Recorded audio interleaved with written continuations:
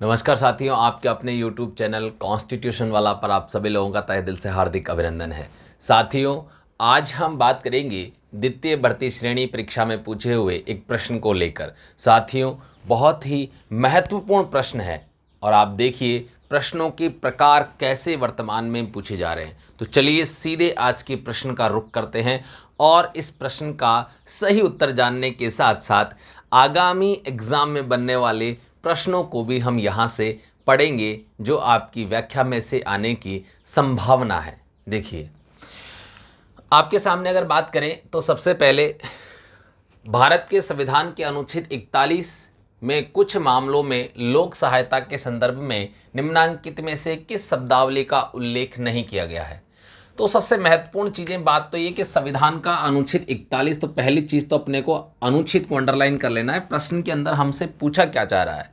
देखिए, प्रश्न सॉल्व करना ही सब कुछ नहीं होता है, लेकिन प्रश्न को सॉल्व कैसे किया जाए ये सबसे इंपॉर्टेंट बात है।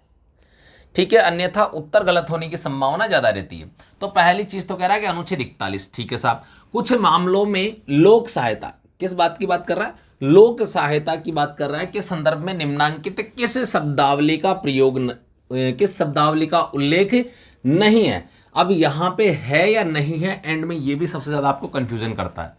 तो देखिए, सबसे पहली चीज़, जैसा ही मैंने स्टार्टिंग से कहा है, मैं आपको फिर कह रहा हूं कि सीधे तौर पे संविधान को आधार बनाकर प्रश्न बनाए जा रहे कौन सा शब्द है, कौन सा शब्द नहीं है, या फिर दिए गए शब्दों का क्रम क्या है। अभी वर्तमान में इस प्रकार के प्रश्न आपके आते हैं और ये प्रश्न बहुत ही जटिल प्रश्न हैं। आप कहें तो हम बात कह सकते हैं कि कठिन प्रश्न हैं, जिनको हमें करने में बहुत ही ज़्यादा एकाग्रता की आवश्यकता है, बहुत ही ज़्यादा कंटेंट सही रूप से हुए पढ़ा हुआ होने की बहुत ज़्यादा आवश्यकता है। तो इस प्रश्न का जो सही उत्तर होगा, जिन लोगों को उत्तर मालूम पड़ चुका है वो वीडियो को स्किप ना करें, वीडियो पूरा देखें, क्योंकि आपके सामने क्या आप स्किप करके इतिश्री कर लेते हैं और यहीं से आपका जो है आगे के जो प्रश्न इसमें से बनने वाले हैं वो आपके क्लियर नहीं हो पाते और आगामी एग्जाम में फिर आप ऐसे प्रश्नों के कारण मात खा जाते हैं। तो अपने को क्या करना है, सबसे पहले जानना है अनुच्छेद 41, क्योंकि इस प्रश्न का एकदम सही उत्तर अगर हम जानेंगे तो सबसे पहले अनुच्छेद 41 को जानना होगा। अब अनुच्छेद 41 कहता है कि कुछ दशाओं में,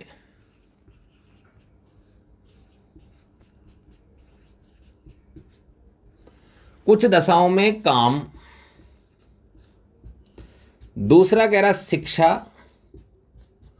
और तीसरा कह रहा लोक सहायता पाने का अधिकार। कुछ दशाओं में काम, शिक्षा व लोक सहायता का अधिकार।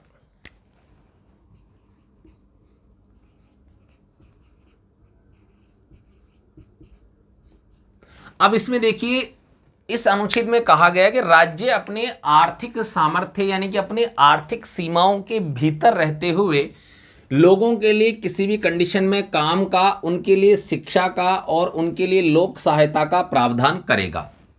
लेकिन काम के लिए स्पेशली उन्होंने कहा आर्थिक सामर्थ्य के भीतर रहते हुए, ठीक है साहब। अब वर्तमान में आपके यहाँ पर मनरेगा के नाम से एक योजना संचालित है जिसके अंदर प्रति परिवार 100 दिन का रोजगार दिए जाने का प्रावधान है। वहां आपकी कोई डिग्री कोई क्वालिफिकेशन नहीं चाहिए, हर परिवार को साल का 100 दिन के रोजगार की गारंटी व कानून प्रदान करता है। यानी कि कुछ दशाओं में काम कि यानी कि व्यक्ति के पास कुछ भी नहीं हो फिर भी उसको काम मिलना चाहिए। तो सरकार ने अनुच्छेद 41 के आधार पर मनरेगा संचालित कर रखा है। क्लियर है? अगर प्रश्न पूछा जाए तो आप यहां से उत्तर दे सकते हैं। अगला अगर हम बात करें कुछ दशाओं में शिक्षा। अब आप कहेंगे सर शिक्षा, देखिए मान लीजिए अगर किसी कारण किसी व्यक्ति का जो शैक्षिक हम बात करें शिक्षा छूट गई हो, मान लीजिए किसी ने 10th की, उसके बाद वह नहीं कर पाया, किसी कंपनी में जॉब करने लग गया, परिवार की आर्थिक स्थिति सही नहीं थी, 5 साल बाद 7 साल बाद वो सोचता है कि मैं 12th कर लूँ।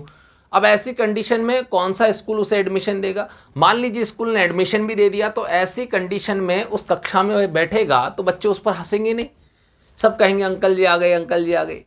तो स्वाभाविक सी बात है ऐसी कंडीशन में कि लोग ओपन स्कूलिंग के माध्यम से भी आपके सामने अपनी एजुकेशन पूरी कर सकते हैं। जैसे अपने यहाँ पर कोटा में वर्धमान खुला विश्वविद्यालय है जिसमें आयु की कोई सीमा नहीं है, कोई भी व्यक्ति किसी भी आयु में जाकर आपका फॉर्म अप्लाई कर सकता है, कोर्स कर सकता है, पढ़ाई पूरी कर सकता है। यानी कि किसी भी कारण से व्यक्ति की अध्ययन या व्यक्ति की शिक्षा नहीं रुकनी चाहिए।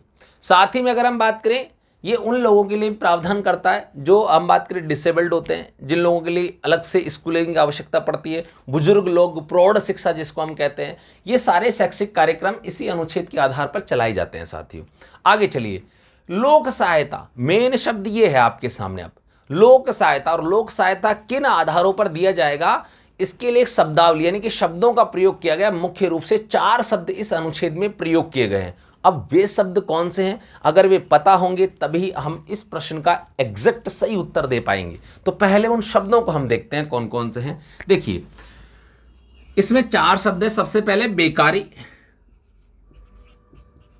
अच्छा साथियों, इंटरेस्टिंग बात यह है कि आपने मेरे जितने भी वीडियोस देखे होंगे, मैं सब में क्रमबद्धता की बात करता हूं, क्रम से पढ़ाता हूं। यहां भी चारों पहले बेकार ही लिखा हुआ है, ठीक है। नंबर 2 अगर हम बात करें, बुढ़ापा। नंबर 3 अगर हम बात करें, बीमारी। और आपके सामने नंबर 4 अगर हम बात करें, निःशक्तता।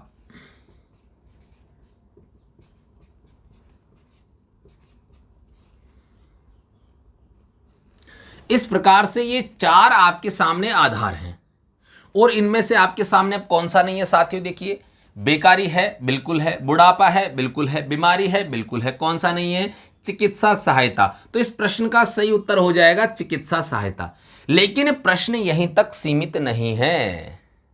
अब प्रश्न का अगला स्तर क्या हो सकता है, अगले पेपर में पूछा जा सकता है कि अनुच्छेद 41 के आधार पर लोक सहायता के संदर्भ में प्रयुक्त शब्दावली का सही क्रम बताइए।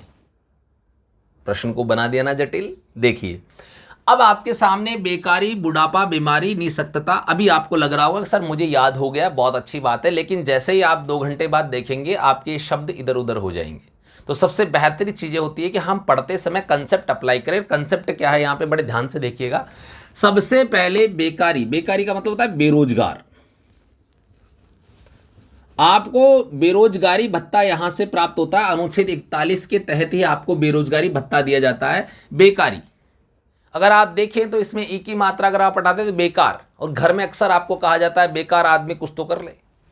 बेकार माने बेरोजगार, ठीक है। तो अगर हम बात करें बेकारी माने कि बेरोजगारी, ठीक है। बुढ़ापा, बीमारी और निःशक्तता, बड़ा सिंपल है, याद रखना। देखिएगा, सबसे पहले व्यक्ति क्या होता है, बेकार।